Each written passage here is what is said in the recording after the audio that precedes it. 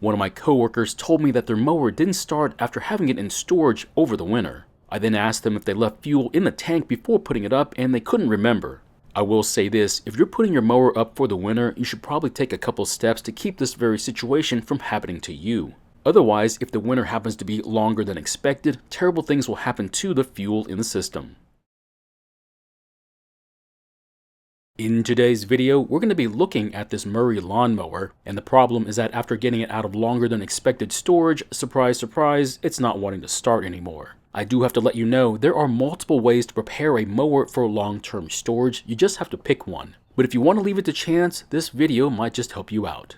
Now, I'm going to try and repair this lawnmower, but yours might be different, so this might not work on yours. So if things are not working out for you, like in the video, please ask about it, and I'll be glad to answer your questions. The first thing that I want to do is to take a look around and see if anything stands out that might be a problem, but luckily I don't see anything on this one. Then I'm going to take note of all the stickers I can find on the mower because the information on them will help me to order the right parts if the situation comes up. Just remember though, the information for the engine is going to be on the stickers on the engine, while the information about the rest of the mower will be on the sticker on the mowing deck. Now of course, we are going to attempt to start the mower to see what it's doing and not doing. But first, we're going to check on the condition and the amount of oil in the engine. And luckily for us, it turns out there's plenty of oil in the engine for a test start, and according to the color of the oil, it's not that bad either. There also seems to be about a half tank of gasoline in the fuel tank, so if anything, we've got some free gasoline to keep if it turns out to be bad.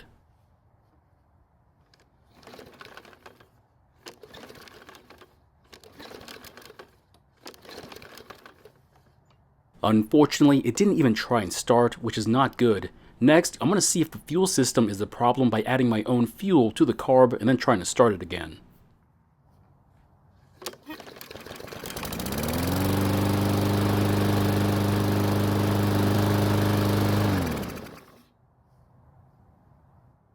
Now the good news is that it started and ran with the fuel that was already in the tank. The bad news is that the foam air filter wasn't oiled the last time it was installed, meaning a lot of dirt was able to make it past it and get to the carb and engine. It's sad to say, but the damage is already done, but hopefully it didn't hurt the engine too badly. Next, we're going to drain out as much of the old gasoline from the fuel tank as possible and see if there's anything wrong with it. What we find is not fresh gasoline, and if I had to guess, it's about a year old. But the good news is that I don't see any water or debris in it. However, this gasoline is not going to be used again. Instead, it's going to be used for other purposes like cleaning dirty parts. So what did our testing find out about that engine? Well, it wouldn't start by itself. It needed a little bit of help, but once it started, it did keep running. And if I had to guess, I'd say the old gasoline was the problem. Now, it still works as a fuel, but it's old enough that it's now having problems. The other possibility is that the priming system is not working and we'll need to go through the carb to fix it. Either way, I think going through the fuel system is a great idea. Yes, I could have just drained the fuel from the tank and the carb to test out the old gasoline theory, but I like the idea of going through the carb thoroughly a whole lot better. Also, before I work on it, I'm going to give it a quick splash and dash since more than likely this mower will have a lot of dirt and oil all over it. And even if you don't mind the idea of having a dirty mower, the one place it shouldn't be is the top of the engine where the cooling fins are.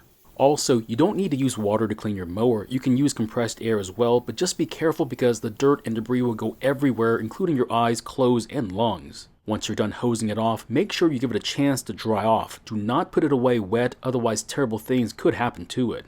Now you can use a leaf blower or compressed air or even just a fan to help dry off the water, but I like the idea of leaving it in the sun instead. So it's been a couple of hours and a lot of the water is gone, and this is when you realize just how much dirt made it to the air filter box. This amount of dirt not only hurts the engine, but because of how the carb is designed, it could affect how it works as well. So before we start to take it apart, I do want to let you know that if you're not comfortable with doing this kind of detailed work, I would recommend just ordering a brand new carb instead and swapping it out. I also want to address one of the topics that seem to come up with this particular engine, and that is consumers wanting to add a fuel filter to it. Now you can put one here, but I will let you know there's not a lot of space to do it. And the only ones that do fit are the flat round ones that are not very good compared to paper element filters. And besides that, the fuel tank already has a built-in ultrafine screen in it, so for this one, I'm just going to keep it the way that it is. Next, I'm going to open the drain on the carb and try to capture what fuel I can from the bowl and see what it looks like. Now the dirt you see didn't come from inside the carb, so don't mind it. But it does confirm that there's no water in it and it's just as stale looking as the rest of it. I'll then tighten the drain back up, pry the bowl loose, and see what it looks like inside it. As you can see, there's nothing in the bowl that shouldn't be there. Next, we'll then check and see if the float is not stuck and moving like it's supposed to be. And as you can tell, it's perfectly fine, so we'll move on to inspecting the cartridge inside the carb. Now, I would normally tell you that you don't need to take it out, but because the air filter was doing such a terrible job, the cartridge is going to be a bit dirty. So there's supposed to be a brass jet there that's exposed to the air, but as you can see, it's covered in dirt. This would definitely affect how the carb works, and of course a blocked main jet would also affect it as well.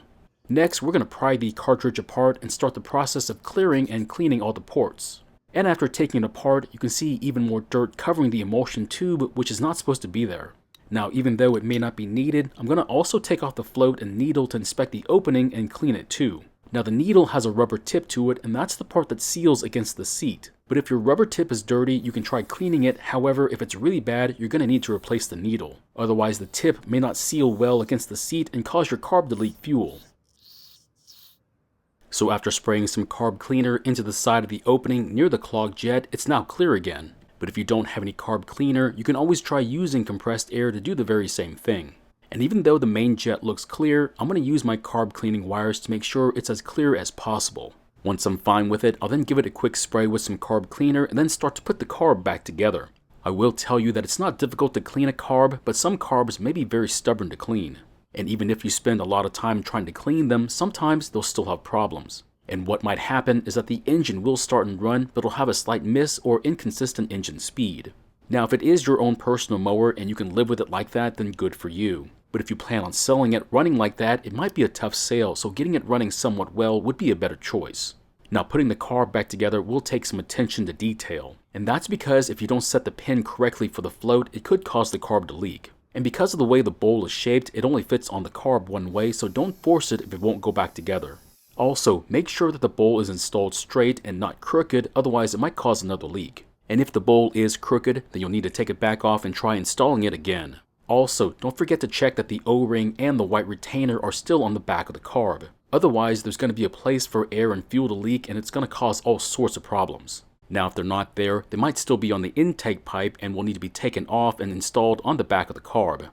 Before we put the carb and the fuel tank back on, I'm going to pour out the last of the old gasoline. That's when I noticed all the debris that was in it. Now, the screen caught all of it and kept it from getting to the carb. However, if the debris continues to break down in there, these smaller particles might make it past the screen. And to prevent that from happening, we'll need to clean out the tank the best we can and let it dry out before installing it. Now, next time, I'll use my borescope camera, that way you'll have a better view of before and after shots. I didn't have a problem with the fuel line on this engine, so I didn't show it, but it wouldn't hurt to take off the fuel line and look through it just to make sure it's not blocked. It doesn't happen all that often, but it's something to look out for. After connecting the linkage for the governor, carefully push the carb onto the intake, but don't push it all the way in. The air filter base will help to locate the carb on the intake pipe for you. But if you do push it all the way back in, what could happen is that once you install the screws for the carb, it might pull the carb off the intake pipe, and there's a chance for the O-ring to come loose. So here's the important part. Before you install the air filter, put it into a bag and then apply your oil of choice. You can use motor oil, automatic transmission fluid, or any kind of light oil you have on hand. Now, they do make special oils to put on foam filters like this, but it's not worth it in my opinion, and I'd rather use what I have on hand. And after applying some lubricant to the spring area on the recoil and working it, we can then install it back onto the engine. Now, there's one more important thing that we need to do before we start this engine, and that is to not only sharpen the blade, but to also make sure that it's balanced as well. An unbalanced blade can put a lot of stress on the engine and in some cases cause damage to it. I also like to check the balance of the blade before I sharpen it, that way I can try and balance it while I grind on the blade. But you don't have to do it that way, you can obviously do it after you sharpen it. Now, if your blade is showing signs of a lot of wear and certain parts of the blade are getting really thin, then you might want to consider replacing the blade. The reason why is because eventually the thinner part of the blade will fall off, and if it does, it'll be extremely out of balance, causing a lot of vibrations.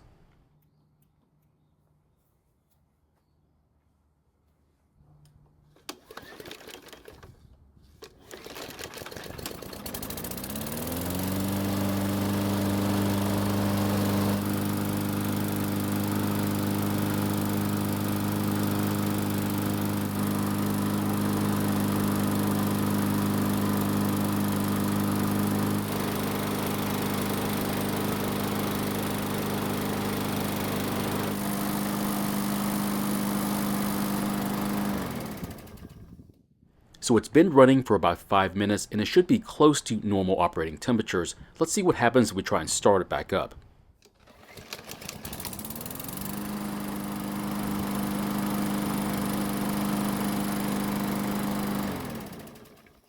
So as you just saw, it started back up with no problems, which is absolutely the way we want it to be. Now, if yours doesn't want to start back up and instead you have to wait until it cools down, then you might want to consider checking the valve clearances. If the clearances are too far out of tolerance, then it might cause a hot starting problem. Now, as far as this engine goes, because it started back up, I'm not too concerned about the clearances. But once I do my longer run test, I'll make my choice then whether or not I need to check it out. Like I said earlier, I do believe the fuel was the problem with this one, but I wanted to go through the carb as well since all that dirt made it past the air filter.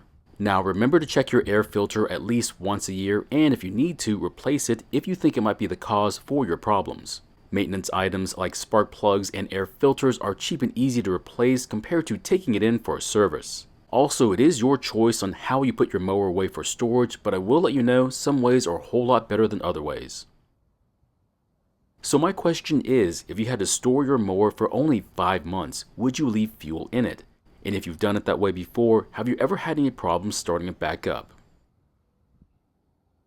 Thank you for watching. I really do appreciate your time here. Please feel free to ask me any questions about this project or about your own projects, and I hope to see you in the next video.